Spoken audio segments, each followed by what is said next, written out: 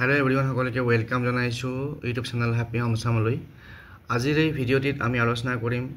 যোৰহাট জিলাত থকা army public স্কুলত খালি হোৱা বিভিন্ন টিচাৰৰ ভেকেন্সিৰ কাৰণে আৰু আপোনালোকে স্ক্ৰীনত দেখিছে situation vacant army public school Jorhat combined screening board. ইয়াত কি লিখা আছে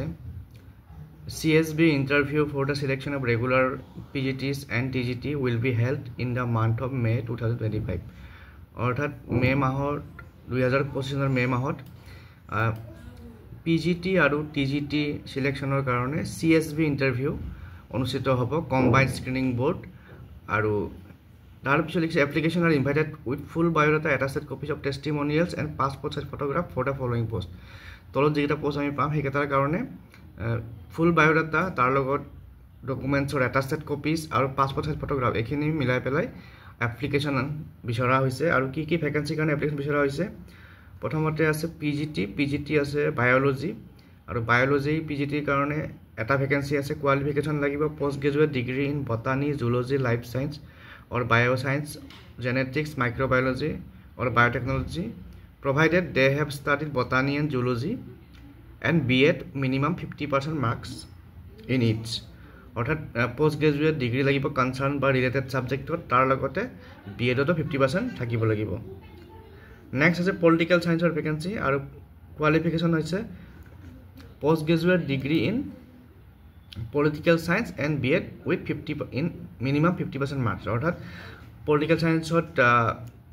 master degree তাৰ লগত B.Ed আৰু B.Ed minimum 50% marks থাকিব লাগিব তাৰপিছত psychology এটা ভেকেন্সি আছে qualification post graduate in psychology with B.Ed তাৰপিছত আছে computer science এটা ভেকেন্সি আছে qualification লাগিব আৰু কম্পিউটাৰ সায়েন্সৰ ভেকেন্সিটো TGT ভেকেন্সি হয় তো TGT কম্পিউটাৰ সায়েন্সত এটা ভেকেন্সি আৰু কোৱালিফিকেশন আছে BCA or graduation in computer science or BE BTech computer science or graduation in any subject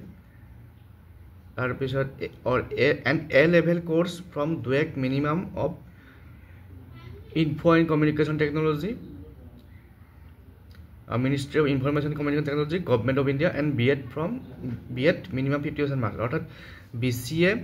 তাৰ লগতে কম্পিউটাৰ BCA বা গ্ৰেজুৱেচন ইন কম্পিউটাৰ সায়েন্স আৰু বাকি যিবিলাক কোৰ্স আছে BE BTech বা DUEC তো তেনেকুৱা কোৰ্সৰ লগতে B.Ed থকা হ'ব লাগিব তাৰ লগতে কোৱালিফাইং CTET or TET বা CTET কোৱালিফাই কৰা হ'ব লাগিব নেক্সট PRT ভেকেন্সি আছে PRT qualification graduation in any discipline minimum 50% marks আৰু তাৰ লগত কোৱালিফিকেশন কি লাগিব B.Ed with 6 months PDPET course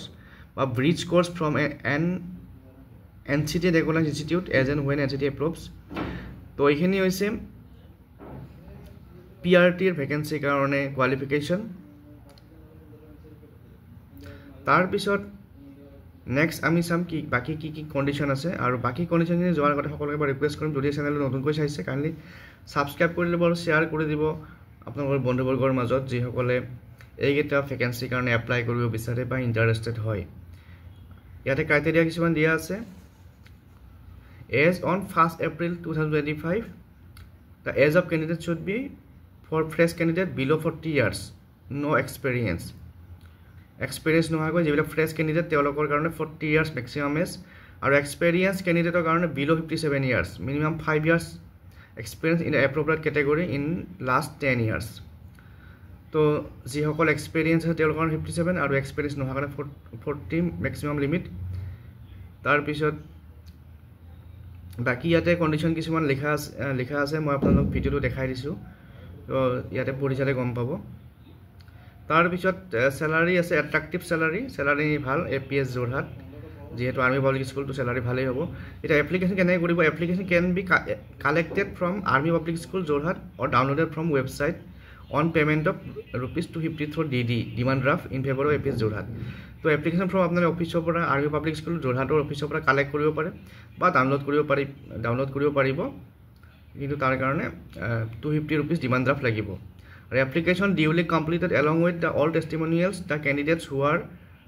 CSB qualified must submit a copy of CSB score অৰ্থাৎ আগতে যদি কোনোবাই CSB স্ক্ৰিনিং বোৰ্ডত বহিছে আৰু যদি স্কোৰ কাৰ্ড পাইছে তেওঁলোকে ডাইৰেক্ট APS যোৰহাটত সাবমিট কৰিব লাগিব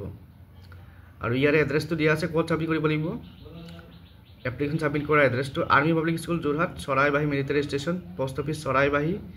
চৰাইবাৰী ডিষ্ট্ৰিক্ট যোৰহাট তাৰপিছত পিন 785616 আৰু লাষ্ট ডেট হৈছে 17 মে 17 মেৰ ভিতৰত এপ্লিকেশ্যনবোৰ ছাবমিট কৰিব লাগিব আৰু এইখন হৈছে এপ্লিকেশ্যন ফৰ্ম ইয়াতে ডিটেইলছবোৰ ফিল আপ কৰি পেলাই তাৰ লগত attached documents passport size photo এইখিনি ছাবমিট কৰিব লাগিব এই ফৰ্মখন আপোনালোকে এপিএছৰ যিটো আৰ্মি পাব্লিক স্কুল যোৰহাটৰ যি ৱেবছাইট আছে তাতো পাব বা তাৰ পৰা ডাউনলোড কৰিব পাৰিব আৰু এটা ইনষ্ট্ৰাকচন দিয়া আছে কিছুমান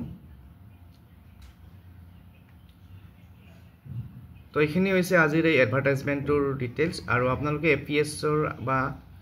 আৰ্মি পাব্লিক স্কুল যোৰহাটৰ ৱেবছাইটত গৈ পেলাই এডভাৰটাইজমেণ্টটো চাব পাৰিব তো নেক্সট ভিডিঅ'ত পুনৰ এনেকুৱা ধৰণৰ ইনফৰমেশ্যন লৈ আহিম আজিলৈ এৰিছোঁ থেংক ইউ